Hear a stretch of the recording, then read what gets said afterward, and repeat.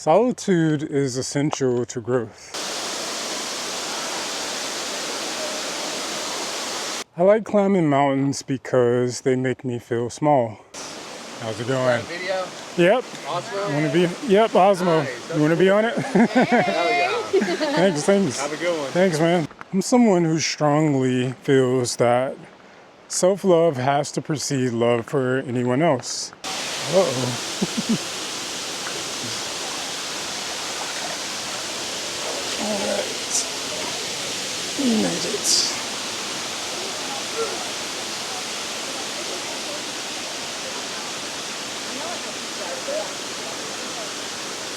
It's crazy beautiful. Today is my 35th birthday, and I decided to take a trip up to the Blue Ridge Mountains to one of my favorite hikes in the area, and that is to Catawba Falls. And of course, I'm here solo, just how I like it. So let's see what the day has in store for us. So I think we're going to take the Ridge Trail. The Ridge Trail is a bit of a longer trail. I think it's a bit more difficult of a trail. I'm hoping that we'll get better views that way since we're going higher versus lower.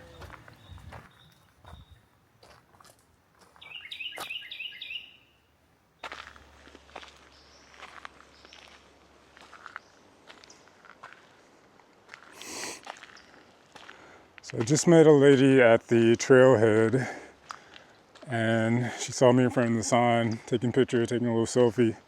She asked me if I wanted her to take a picture of me, and I said, sure, why not? I told her it was my birthday today, and she asked me where my friends are. And it's kind of interesting because it's kind of what I want to talk about today. Like, I think sometimes it's super important to learn how to celebrate yourself and to go on adventures for yourself, by yourself, and with the intention of getting to know yourself better. And I don't know, for me, traditionally birthdays haven't always been great days. I mean, after the age about 5 or 6 in my family, you don't really celebrate birthdays anymore, or you don't really expect to have a party or gifts or anything like that. So birthdays have never really been that big of a deal for me.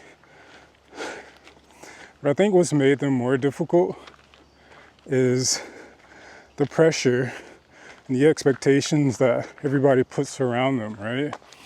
Like, it's like the one day out the year that's supposed to be super extravagant. That's supposed to be like the highlight of your year for a lot of people. I know a lot of people celebrate the whole week. And I don't know, I just feel like with all that expectation, there's a lot of room to set yourself up for disappointment.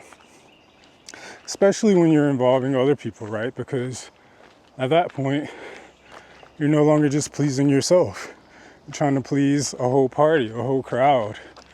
And I don't know, you can't really control how other people feel. Like, you can make the best plans in the world, but if somebody's not feeling what you want to do, which in my case is hiking, I don't have too many friends that like to hike, then I don't know, it can kind of kill the vibe. Don't get me wrong, I'm not saying that company can't enhance an experience. It definitely can. The right company can definitely enhance an experience, but the wrong company can definitely make an experience 10 times worse. And I think that's a big plus for celebrating your birthday alone sometimes. Whew, kind of out of breath already. Wasn't expecting so much of a climb. So, I don't know, we have to get used to being alone. Life is a bit of a solitary journey. Of course, you can have company. You can have people to sort of walk the path with you. But ultimately, we all have to walk alone. So I think it can only benefit us to sort of get used to that. And to not only get used to it, but to enjoy it.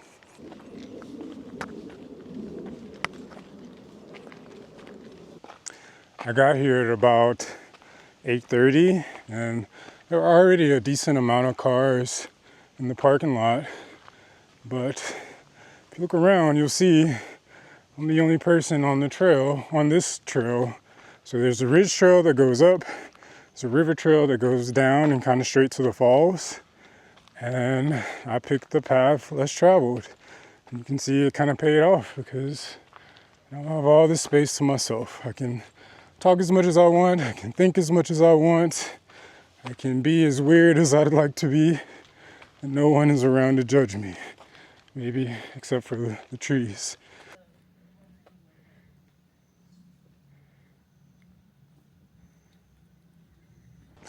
Solitude is essential to growth. Like every plant has to have its own plot. If you think about a garden, one of the reasons why weeding is so important is because if you have a lot of weeds around your plant, and those weeds, the roots of those weeds will choke your plant's roots, right?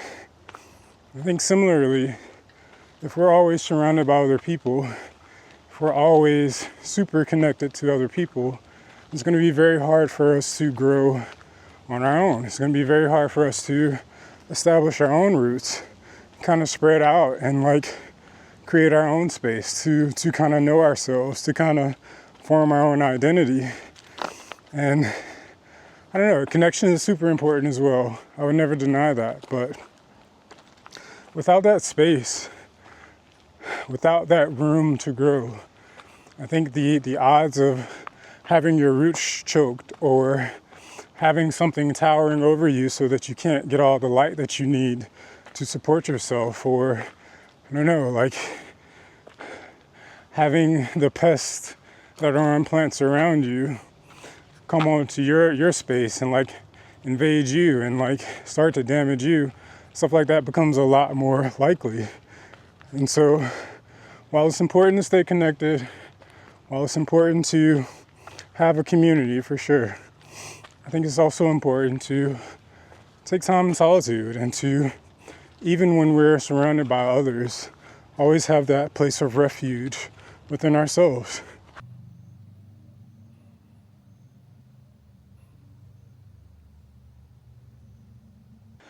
I like climbing mountains because they make me feel small. And by small, I mean insignificant. I like being in the mountains because for a few hours, I don't have to be Michael Sinclair and all the good and bad things that come with that. I can kind of disappear in the woods and be like one of the trees, like still valuable, right? Still beautiful, but not necessarily special. And that's so enlightening for me. It takes a load off for me because I feel like a lot of the messaging we receive being out in the world is that we have to be important, we have to be special, we have to be significant. And I think we're always consciously and unconsciously fighting for that significance, right? Like, even with this YouTube thing, what kept me from doing it for so long is that I didn't want to get into the trap of chasing views, chasing subscribers, right? Playing that numbers game that I feel like so many people fall into. And for what? For many of them, I guess it is to make a living, and they think that the more subscribers they have, the more views they get, the more money that they make. And that makes sense. But I think underneath that, what the subscriber count is, what the view count is, what the follower count is validation. It's feeling important. It's feeling significant. It's feeling valuable. And it's nice to get that external validation. It's nice to be seen by other human beings and to be held in high regard and to feel like what you're doing matters, right? But at the same time, it puts a ton of pressure on you. It puts a lot of stress on you because what if your video doesn't perform? What if nobody subscribes to your channel? What if nobody follows you? What if people leave a negative comment? And then you put yourself in this unstable situation where you can only feel good if other people give you permission to feel good. And in my opinion, that makes you a slave.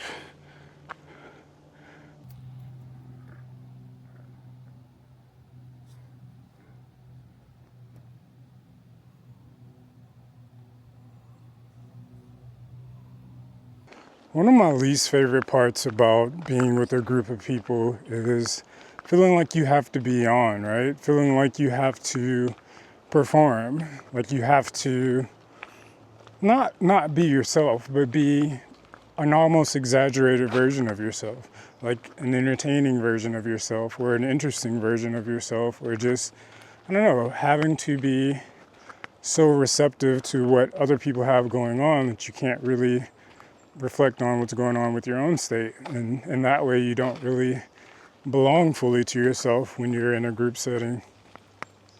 Whereas when you're alone, when you're hiking, right, you can be whatever version of yourself feels most natural in that moment.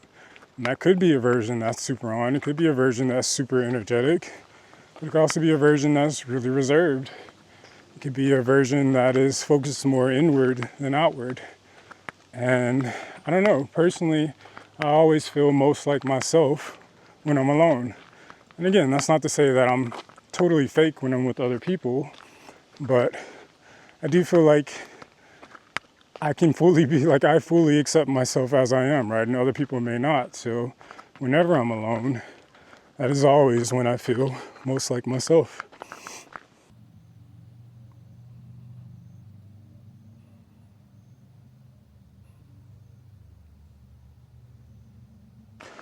I'm someone who strongly feels that self-love has to precede love for anyone else.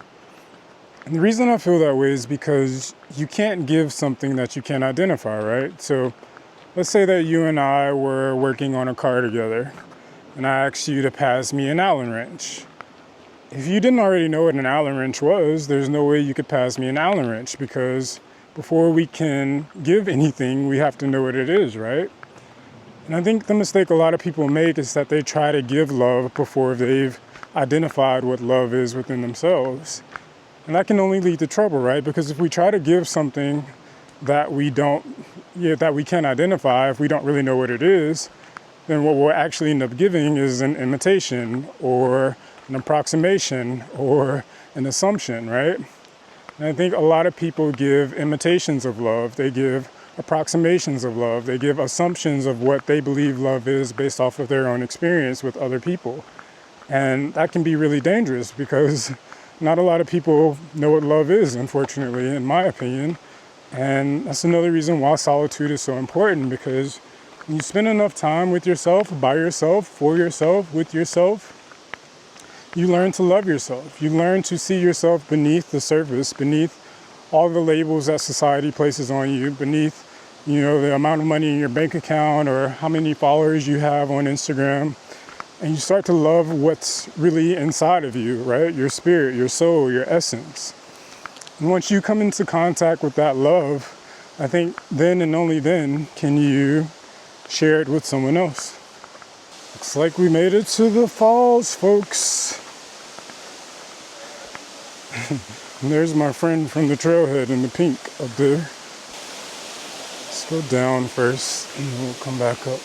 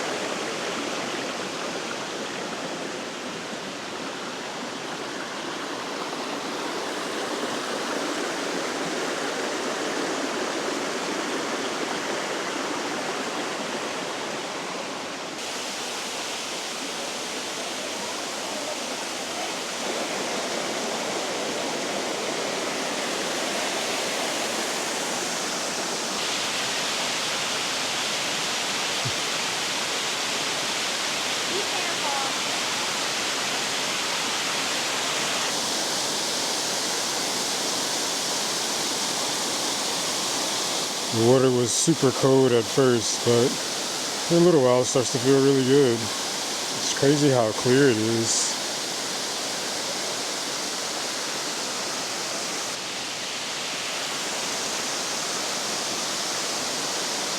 I'm gonna venture deeper, but this camera isn't waterproof. If I take a tumble, it will be all over. A lot of money wasted. And you wouldn't even get to see this beautiful footage. So I'm gonna play it smart and kind of hang back.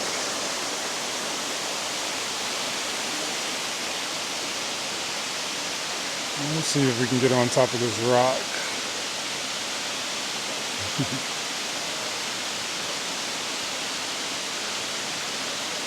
Like a fellow yogi on the boulder. Uh-oh. Alright. We made it.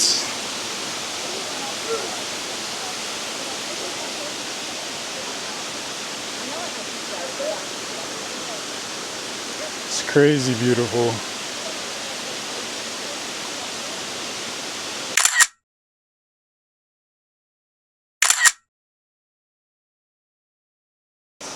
How's it going? Video? Yep. Osmo? You wanna be? Yep, Osmo. Nice. You wanna be on it? Hell yeah. Thanks. Have a good one. Thanks, man. I'm trying to get over here without slipping and falling. And Going up there too. okay. All right. I think it would be wise for me to tuck the camera while I figure out how to make it up here, so we don't have an accident. So I'll be back in just a second. And we're back, and I still almost fell. The guy asked me what kind of camera I had. And this is the DJI Osmo Pocket 3. It's really cool. It's a vlogging camera. It has a built-in gimbal. But your image is always stabilized. I'm so glad that I get to go down these steps instead of coming up, and it wouldn't have been a ton of fun. I feel like on birthdays, people usually want to celebrate like social stuff, like social status things, like money or like a career or like a relationship.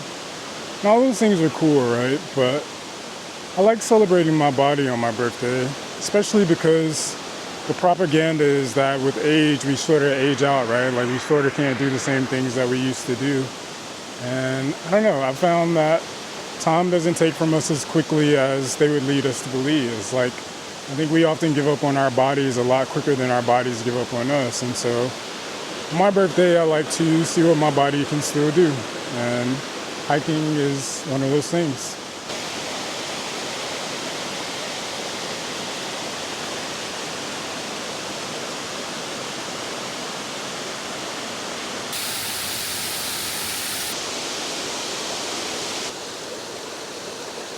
As you can see, there's definitely a lot of people out here now, so I'm glad I got out here when I did.